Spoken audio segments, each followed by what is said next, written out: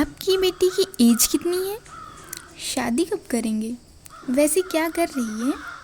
इतना पढ़ी है? अभी घर पे बिठा कर रखे हो?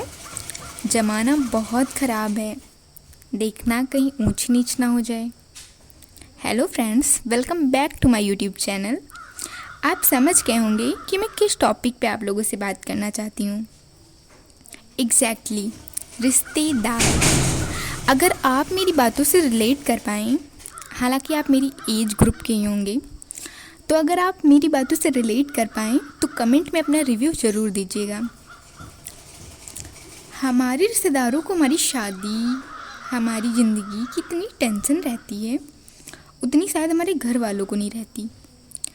हमारे घर वालों को शायद ये भी ना पता हो कि हम कितने बड़े हैं, लेकिन उनको हमारी डेट ऑफ बर्थ उंगलियों पे याद होगी।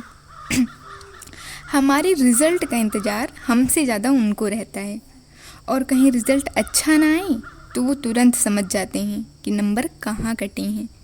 पता है क्या बोलेंगे? पता नहीं, पढ़ती ही हैं, क्या करती हैं? कहो फ़ोन ही चलाया करती हूँ। अरे नौकरी सबकी बस की बात नहीं है।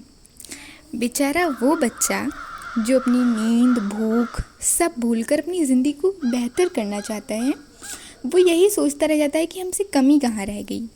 और लोग इतनी जल्दी समझ जाते हैं। अरे जिन जिन बेस पे आप एक बच्चे को जज करते हो, कभी उसकी ज़िंदगी का किरदार एक दिन के लिए निभा कर देखो।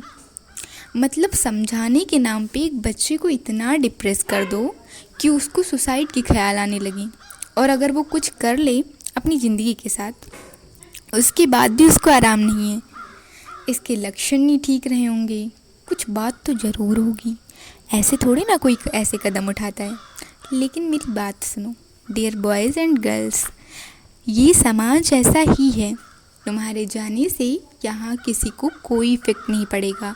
लोग 2-4 दिन तुम्हारे बारे में बातें करेंगे, फिर उन्हें कोई नई तड़कती भड़कती खबर मिल जाएगी। इस समाज और इसके दोगले लोगों की वजह से कभी अपनी ज़िंदगी ख़राब ना करो। यहाँ लोग ऐसे हैं कि बेटी की शादी के लिए चाहे कर्जा दे भी दें, अगर बात बेटी को पढ़ाने की हो तो 1000 रुपये भी ना निकलेंगे।